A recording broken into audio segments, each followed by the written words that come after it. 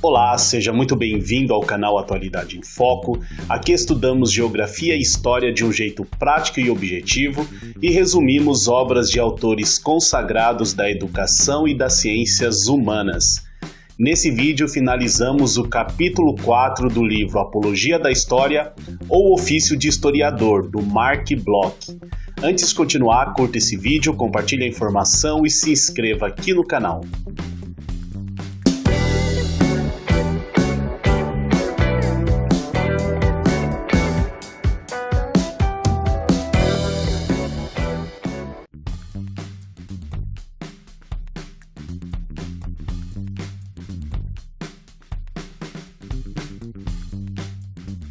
Seria então pouca coisa limitar-se a discernir em um homem ou uma sociedade os principais aspectos de sua atividade.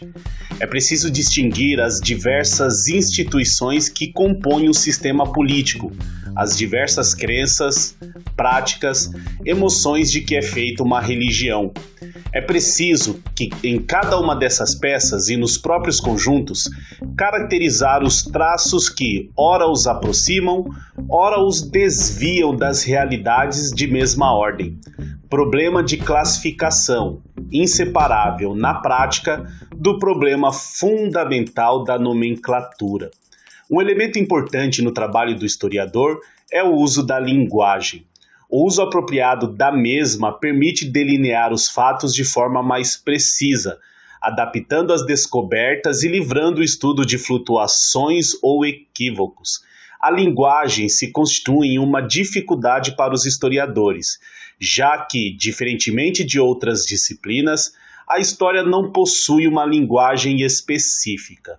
Em seus estudos, os historiadores recebem o vocabulário das próprias fontes, e a dificuldade se dá principalmente porque a linguagem muda conforme o tipo de testemunho e o tempo em que ele foi produzido.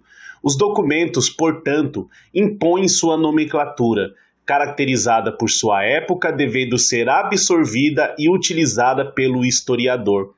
Bloch exemplifica essa condição ao escrever que, abre aspas, quando falamos de patrícios, um contemporâneo do velho Catão nos teria compreendido.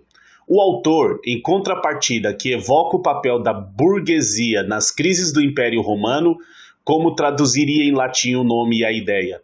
Assim, duas orientações distintas compartilham, quase necessariamente, a linguagem da história. Fecha aspas. O tradicionalismo adotou por muito tempo como procedimento natural reproduzir as terminologias do passado, trazendo dificuldades para sua aplicação e ignorando as mudanças no tempo. Tal prática reflete a pobreza de inventividade ao não considerar os novos usos e significados com o tempo.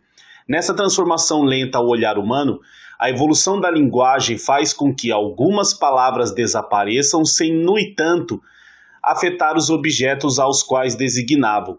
Isso fica claro na seguinte afirmação de Bloch. Abre aspas. Ao constatar o desaparecimento nas línguas romanas do verbo latino emere e sua substituição por outros verbos de origem bastante diferentes, um erudito, antes, acreditou poder tirar daí as conclusões mais amplas, as mais engenhosas, sobre as transformações que, nas sociedades herdeiras de Roma, teriam afetado o regime das trocas. O que não teria se perguntado caso esse fato indiscutível pudesse ser tratado como um fato isolado. Fecha aspas. A história carece de um sistema de símbolos universais e independentes da língua nacional. Essa ausência obriga o historiador a falar unicamente com as palavras. Nesse contexto, traduzir realidades expressas em línguas estrangeiras, mortas ou vivas, se constitui um grande desafio, tendo que ir além da superficialidade, evitar a reprodução mecânica e interpretar os rótulos. Bloch exemplifica essa situação na afirmação a seguir. Abre aspas, numerosas sociedades praticaram o que podemos chamar de bilinguismo hierárquico. Duas línguas enfrentavam-se, uma popular, outra culta. O que se pensava e se dizia correntemente na primeira, escrevia-se exclusivamente ou preferencialmente na segunda. Assim, os evangelhos relataram em grego que era então a grande língua da cultura do Oriente, frases que é preciso supor ditas em aramaico pelas pessoas. Fecha aspas. Essa condição caracteriza o dualismo de linguagem, demandando uma análise combinada de fontes, além de exigir a identificação da correspondência dos termos em línguas diferentes. Esse dualismo revela também contrastes comuns nas sociedades, caracterizando expressões particulares de determinados grupos. Há uma diferença na escrita do escrivão e a realidade, fazendo com que a segunda, sem registros, se torne quase impossível de se obter. Isso se faz presente sobretudo em sociedades atuais e antigas, onde os registros são enquadrados e adaptados, resultando nos documentos que chegam nas mãos dos historiadores. O vocabulário dos documentos é apenas um dos muitos testemunhos, revelando-se imperfeitos e sujeitos à crítica. Esse mesmo vocabulário se constitui em instrumento de conhecimento quando confrontado com o ambiente de sua época e de seu autor. Isso fica claro quando Bloch escreve que, abre aspas, a unção real no século XII era naturalmente tratada como sacramento.